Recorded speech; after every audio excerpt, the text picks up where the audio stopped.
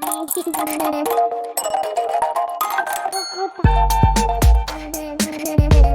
everyone, Naisha here and welcome back to my channel. It's been a while since I last posted a video about my journey as an international student in Canada, of which I'll owe you guys an apology for the radio silence. I mean, life has been quite the whirlwind, and I'm here today to share some update and a bit about my personal journey with you. First thing first, I apologize for the extended break. And as some of you might know, I've been in Canada for quite some time now, and having spent months here, I can confidently say the experience and challenges that I've faced have kind of like given me a deeper understanding of what it's like to live as an international student in Canada. Let's dive right into the topic that I'm sure most of you are curious about: my initial visa refusal. So when I got the news, I was quite disheartening, to say the least. And so the very first thing I did was try to like understand the reason why I was refused. So I'm going to like read out the message IRCC sent to me when I got refused. So it goes thus, it was like, "Dear Aisha, thank you for your interest in studying in Canada. And after careful review of your study permit application and supporting documents, I've determined that your application does not meet the requirements of the Immigration and Refugee Protection Act, IRPA, and Immigration and Refugee Protection Regulations, IRPR. I'm refusing your application on the following ground." So I was refused. My visa was refused with just one reason. People get refused for different reasons. You can get refused for like 2 reasons, or just 1 or 3, but mine was just based on 1 reason. So it goes thus: I'm not satisfied that you leave Canada at the end of your stay as stipulated in subsection 216 into bracket 1 of the IRPR based on your personal assets and financial status. So what it means is I don't have enough money to be able to finance my education in Canada, because of course they don't want you to be like a burden on them when you come over to the country. So they were not convinced that the money in my account, the personal asset that my parents submitted, was enough to like sponsor me through my education in Canada. I kind of have things that I wrote down here because I don't want to say things offhand and like start saying rubbish. So the steps that I took after I was refused, of course I have to like understand the reason of the refusal, of which that was what was stated on the refusal notes, that it was because of personal assets. I of course changed my agent. I used another agent to reapply for my student visa to Canada, of which I am going to be linking the contact information of the new agent in the description. So another thing, once you get refused by Canada, and like I said, it depends on the reason. You can have 2, 3, or just 1 reason. Like mine had just 1 reason. I was refused based on just 1 reason. You have to write a letter of explanation. And for those of you that don't know, I have a video of what I did. I did made a video of what I did when I reapplied for my student visa. So in case you've not watched it, I'm just gonna link the video. I talked about the documents you would need to apply for your student visa, of which are your admission letter, documents, your bank statements, and how you have to like build your bank statement. I explained everything in the video, so do well to check it out, because your bank statement has to be at least 6 months. And it's not just about the money in the bank, it's about the inflow of the money in the bank. I mean, you have to understand all these things, but you just don't want to, oh, I have how much in my account, and you believe these people will just like accept it. But I don't normally say this thing, that those people that are handling the Canada visa, everything, that psychologist, they understand and like study these things step by step. That's why they take their time. That's why they don't just like, oh, I'm applying today and 2 weeks after I'm already getting my response. They take their time. So you also want to take your time with your document. Initially, when I applied for my visa, alongside with my documents, there was this letter I wrote. It was called letter of purpose. But since I got refused, I had to write a letter called letter of explanation. So basically, the letter is just you talking about explaining why, convincing them of why they should allow you come to Canada, and of course convincing them that you will leave the country when you're done with your studies. So you have to like explain in details. So I'm going to be reading my letter of explanation to you all, so you can have like an insight of what it's like. Towards the end of this video, I'll be reading my letter of explanation, so you might do well to watch this video to the end, so you don't want to miss anything. So, and when you're writing your letter of explanation, there are certain things you want to watch out for. You have to be polite. Of course, I know you know that. You have to be polite. I mean, professional tone. And also, you want to, your identification information, your reference information, and your reason for studying in Canada, and also your financial information. My only is based on financial information because that was the reason why I was refused. In your letter of explanation, you have to include your ties to your home country, and also addressing their concerns, and yeah, that and closing letter. So that's just basically it. So I'm reading my letter of explanation now. Like I said, you don't write my letter of explanation word for word. Write yours. I'm just giving you what I'm just reading this out so you know what your letter of explanation should be like. Do you understand?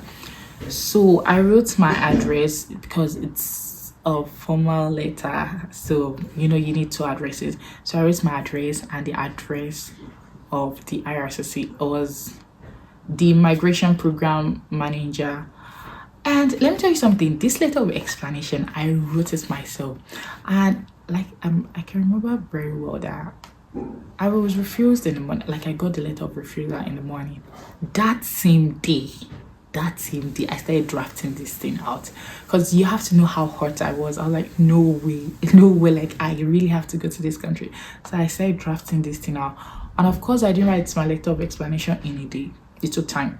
It does letter of explanation, oh sorry, my address to the right hand side and the IRCC address to the left hand side. So this was what I wrote. The migration program manager, the visa officer, I Commission of Canada, visa section, PO Box 1013 00621 Nairobi, Kenya. Dear Sir Oma, letter of explanation. Like I said, it's a formal letter. So, I Aisha, a citizen, your last name, I Aisha, a citizen of Nigeria with passport number these, is really happy to get admission to the University of Saskatchewan.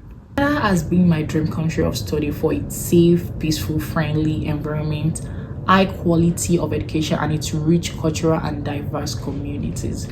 I've chosen to study at the University of Saskatchewan because of its strong reputation for creativity, academic excellence, high level of technological advancement, collaboration, and research infrastructure to learn, grow, and connect without limits in order to work towards a sustainable future as a world leader in areas of spatial and emerging strengths, as it attracts top students from across Canada and around the world. So Canadian colleges and universities are recognized around the world, and its educational system encourages students gain a highly marketable, valuable skills from workplace and additional educational pursuits.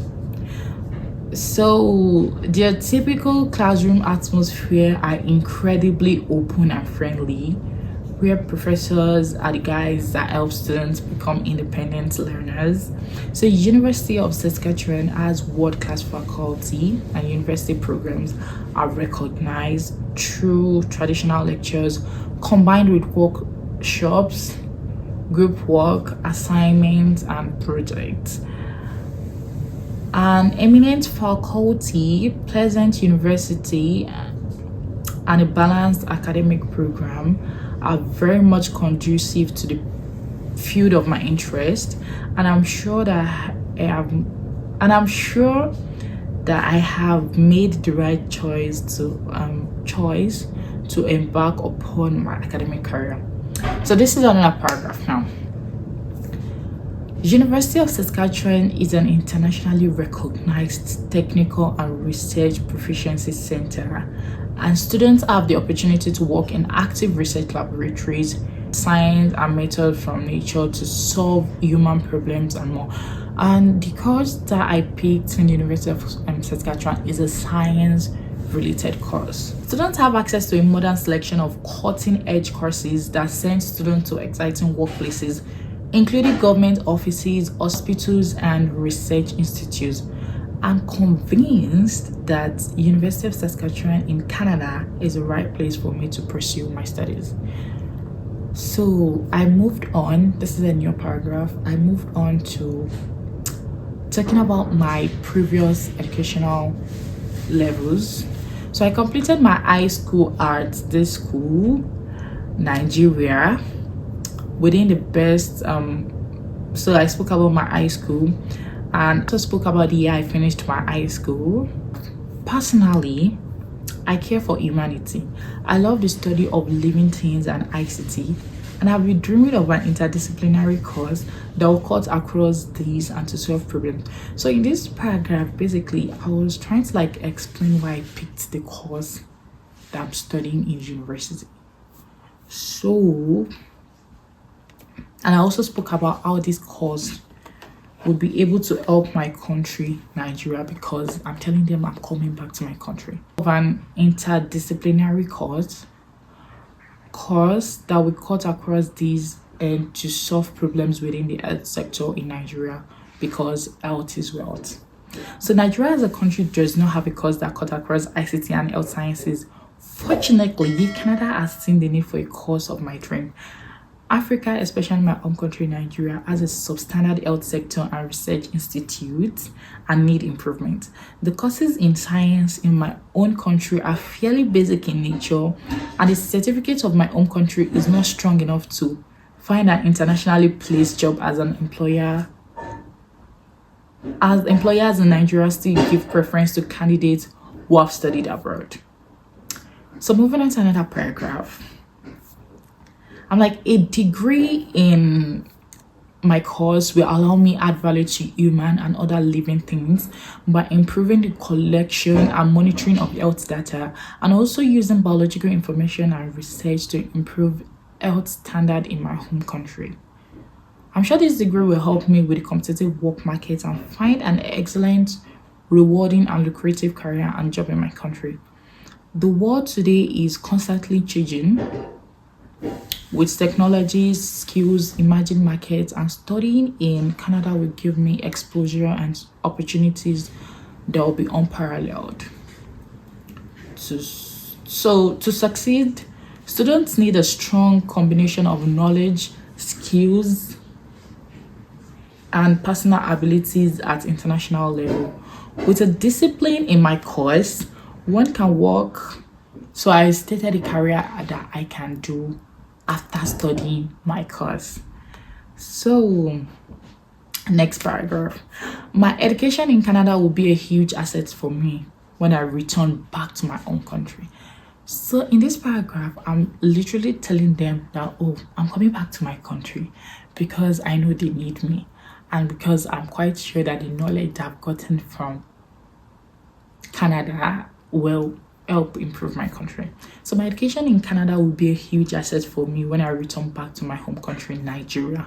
My fundamental reason for wanting to pursue my undergraduate in the stream of science is my passion to reach the zenith in my course field of study and attain perfection in anything I undertake. So an unquenchable thirst for knowledge coupled with an inherent drive to do something different have always been the propelling factors influencing my choices, eventually placing me at a portal of such a challenging line of study. So STEM courses require skills that will lead to new ideas and innovation to offer solutions to daily human problems. In the previous paragraphs I've read, I've been able to explain to them why I'm studying my current course, and I've been able to explain to them in what way the course I'm studying, in what way the knowledge that I'm gaining from the course will be able to help my country. So right here, I'm just telling them about my sponsor. I'm like, my parents are my sponsor. They are educated, well-to-do, understanding the importance of quality education. And this is evidence why my parents are ready to go extra mile for me to acquire my dream in studying in Canada. So my parents draw...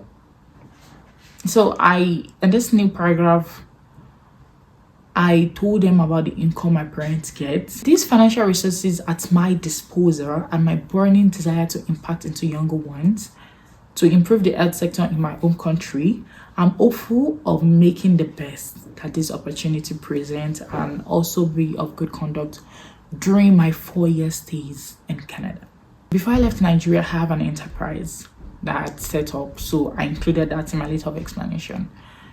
I am the owner of Naisha Enterprises, and I also have a YouTube channel with content of lifestyle, productivity, vlogging, and will definitely be back to my country and to my beloved family using my acquired knowledge from Canada to increase my usefulness. I'm not sure if they care about me having a YouTube channel, but I was just like, oh, let me include it. So I wish to stay full-time on campus during my studies in Canada and to demonstrate readiness, capability, and availability of funds. My parents have deposited these amounts into my accounts and blah, blah, blah, blah, blah. So, and I also told them about my traveling experiences. Traveled to several states within Nigeria on tourism and excursion with my siblings. And I've been to Port Novo and Cotonou in Benin Republic, Lomé in Republic of Togo, Accra and Cape Coast in Ghana, and Abidjan and Yamoussoukro and Ivory Coast with my parents and siblings on excursion and tourism. So if you've been to any country, even any state within Nigeria, you should include that. Let them know you are exposed, you're experienced. It's not like, oh, me coming to Canada is like, I really want to stay, and you telling them your travel experiences means you've been to other countries of which you didn't stay back. You decided to leave because you went there for a purpose, and after achieving the purpose, you left. So that means me coming to Canada, my purpose is to study, and of course I'm gonna leave the country when I'm done studying. So I also told them about my parents traveling to countries and they didn't stay back. They came back to Nigeria. So this is me telling them my ties to my own country. The ties I have in my country are my family, into brackets, parents, siblings, cousins, aunts and uncles, and friends. My parents are law-abiding citizens and residents of the Federal Republic of Nigeria. Being the first child of the family, I would like to manage my family, cater and take care of my siblings and my parents, oversee and make decisions for the family, and use my international knowledge and experience for the development of my career and family businesses and the country at large. So moving on, next paragraph. Learning is a never-ending process, and I'm sure that my aptitude and drive will see me through the challenges, and I'm convinced that my study in Canada will be a rewarding experience. I look forward to having a long and beneficial association with the estimated university with sufficient financial support for my parents. My plan is to return back to my family here in Nigeria and utilize the knowledge gained from the University of Saskatchewan and Canada, because I believe the field I've chosen will be a huge productivity booster in the coming decade and will create lots of opportunities for young people like myself. I'm like, my attached resume will convince you that I have a zeal for knowledge and experience. Thus, the following documents are attached to support my study permits in Canada: resumes, academic documents, proof of means of financial support, family information, pictures showing family ties, the proof of assets and properties, recommendation letters, letter of support, etc. So finally, I take this opportunity to thank you for reviewing my application and allowing me to express myself. I look forward to your prompt and favorable response, which will allow me to join my undergraduate program in Canada. So I hereby apply for a Canada study permit, yours faithfully, Aisha, and I included my university student ID. And that was the end of my letter of explanation. Looking at this letter of explanation, I kind of modified it before I submitted. This was like roughly my draft. It's like the draft that I had. So this was exactly how I wrote the draft. But I modified it. My agent modified this letter of explanation for me before submitting my application. So, but this was what I wrote myself. So I hope this letter of explanation will assist in writing yours as well. But like I said, do not write word for word. It's really the end of my letter of explanation. So with my other application documents, I included my letter of explanation with the hope of being of them granting my visa. That's a bit of my story post visa refusal. I really want to be transparent with you guys. I do not want to share all of my successes but also the challenges. I mean, I posted a video of me getting here, but I mean, I didn't just get here, I was refused once, and I felt I needed to tell you guys, so because I know there are other people out there that felt what I was feeling when I was refused. But you're not alone. You've got this. You definitely got this. So don't give up and just keep trying. I mean, try again, reapply, go for your dream, pursue your dream, and you will definitely be granted. Inshallah, you'll be granted your visa. If there's any topic you want me to cover or any question you want to ask, and I'll try my best to get back to you. So thank you so much for watching this video, guys, and I'm going to see you in my next video. Adios.